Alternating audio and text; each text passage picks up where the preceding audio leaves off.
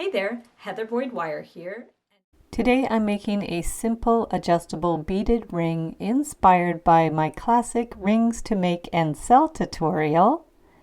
You are going to use 18 gauge wire and we are going to wind it around the ring cone. So we're just going to wind it around, and after that we're going to open it up a little bit and take your round nose pliers and bend one side back.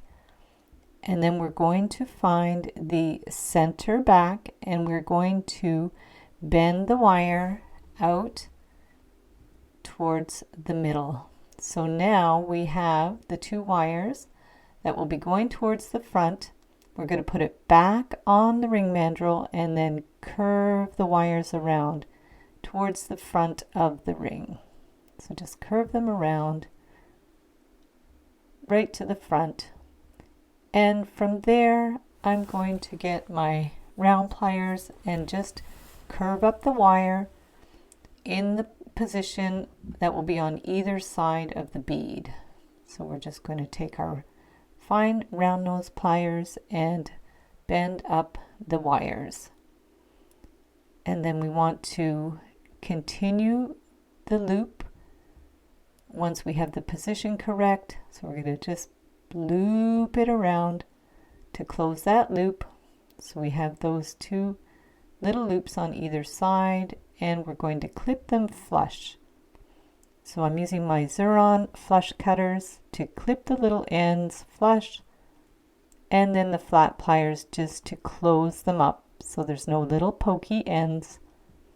So we have the two closed loops on either side. Now from there, I'm going to take the flat pliers and just give them a half turn so the loops are sitting flat against the other band. So we're just going to give them a little half twist with the flat pliers to line them up. So we have the initial configuration, and from there I'm going to get a 6mm miracle bead and put on some 22 gauge wire, and we are going to slide the ends of the wires through those loops, and we want to hold it firmly, and then we're going to bend the wires around.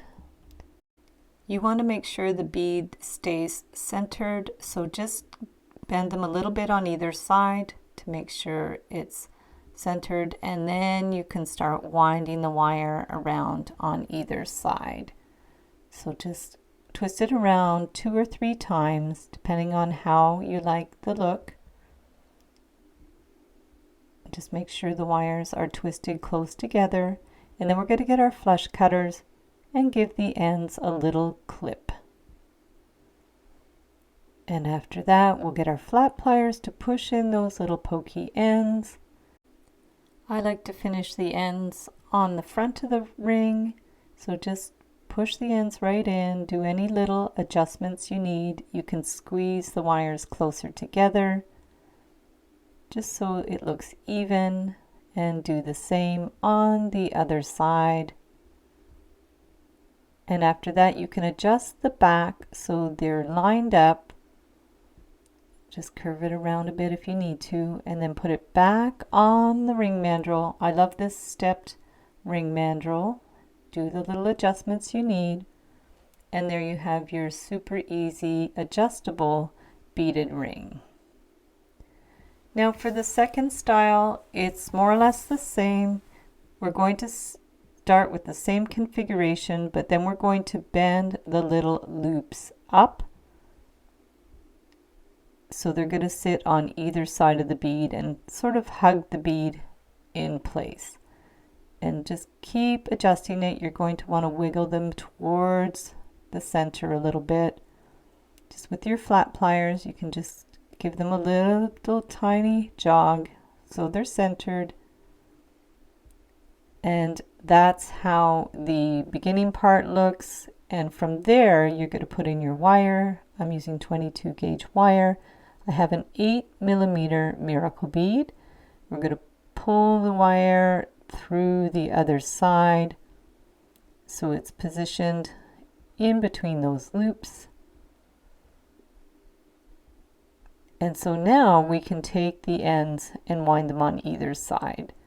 So just bring one wire around, make sure you're holding it snugly, flip it around, and we're going to do the same on the other side, but make sure you press the loops against the bead so there's no slack, and then you can get your flat pliers and pull the wire around. You want to make sure it's nice and snug. You can use your flat pliers to get a better grip on it, and make sure your little wires don't overlap. You can adjust them as you go. So wind it around about 3 times is nice, and then clip it flush. And then we're going to do the same on the other side. So just grab that end and twist it around the band. And then we're going to clip it flush. And we can get our flat pliers and just squeeze in those little pokey ends. Pinch the wires closer together so it's a more even coil. And do the same on the other side.